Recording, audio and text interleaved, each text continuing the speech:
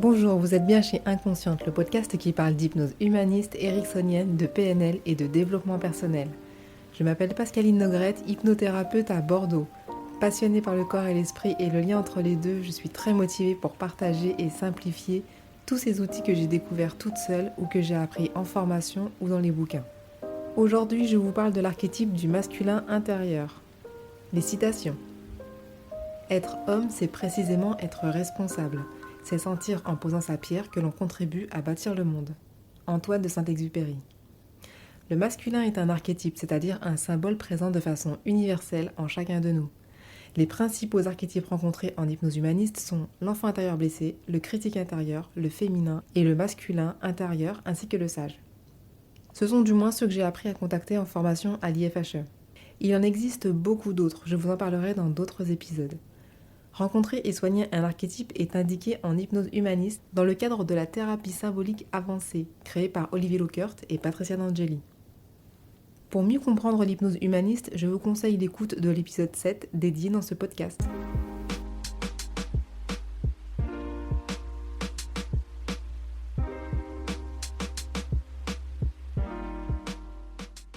Qui est le masculin intérieur ? Une part de votre inconscient qui se complète avec votre féminin intérieur. L'un et l'autre ne sont pas opposés, seulement différents et complémentaires. Leur cohabitation fait de vous quelqu'un d'unique. Leur harmonie fait de vous quelqu'un d'heureux et d'harmonieux. Votre masculin intérieur s'est construit à partir de tous les hommes que vous avez rencontrés dans votre vie.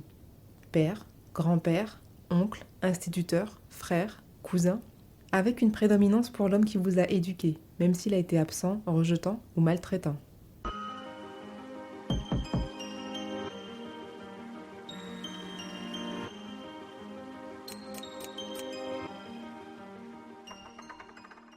Dans quel cas le soin du masculin est-il indiqué ? En complément d'une thérapie de couple, et aussi en complément du soin du féminin intérieur pour équilibrer ces deux facettes inconscientes mais bien réelles. Le soin du masculin peut être utile pour les cancers hormonaux, comme le cancer de la prostate, les troubles sexuels, éjaculation précoce, absence de libido, anorgasmie, troubles de l'érection. Et également pour les personnes qui ne trouvent pas de compagne adéquate ou qui tombent toujours sur le même type de personnes. Pour les hommes qui ont peur des femmes, la peur de parler en public également. Ainsi que le mal-être en général.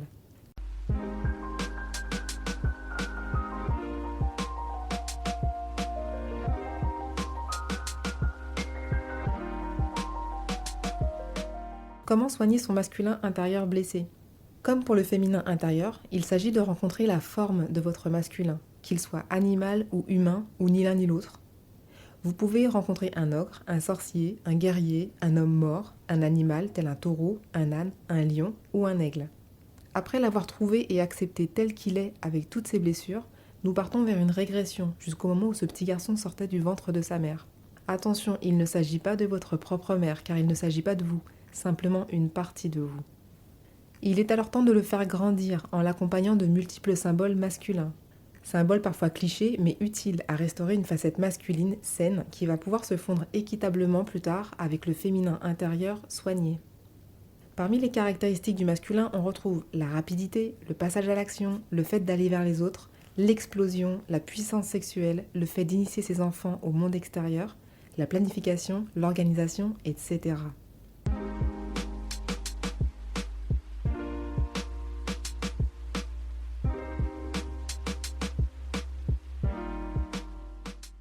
Mon masculin intérieur à moi.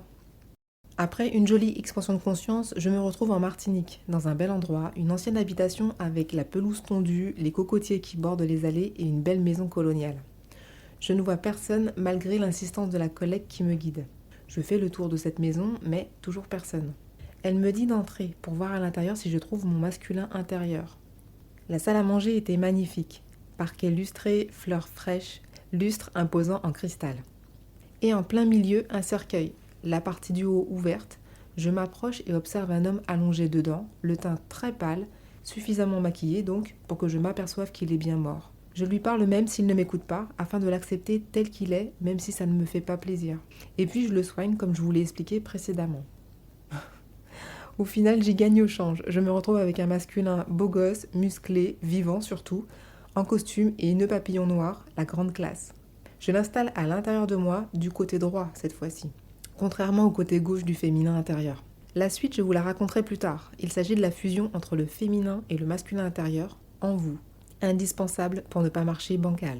Je vous rappelle la citation. Être homme, c'est précisément être responsable. C'est sentir en posant sa pierre que l'on contribue à bâtir le monde. Antoine de Saint-Exupéry. J'espère que ce nouvel épisode vous a plu. N'hésitez pas à soutenir le podcast Inconsciente afin qu'il soit écouté par le maximum de personnes. Laissez un commentaire, je serai ravie de vous lire. Partagez si vous pensez qu'il peut faire du bien à quelqu'un. Et si vous êtes sur Apple Podcast, alors là vous savez que les étoiles, c'est la vie. Les enfoirés. Et si vous êtes sur Apple Podcast, alors là vous savez que les étoiles, c'est la vie. Merci et à bientôt. Merci. Oh, je vais y arriver. Merci et à bientôt. Putain, je vais pas y arriver. Merci et à bientôt. Tu veux pas me faire la dernière phrase? Juste dire merci, à bientôt? Non, en fait, j'ai eu un fou rire, j'arrive plus là. Merci et à bientôt. C'était bien. Merci et à bientôt. Merci et à bientôt.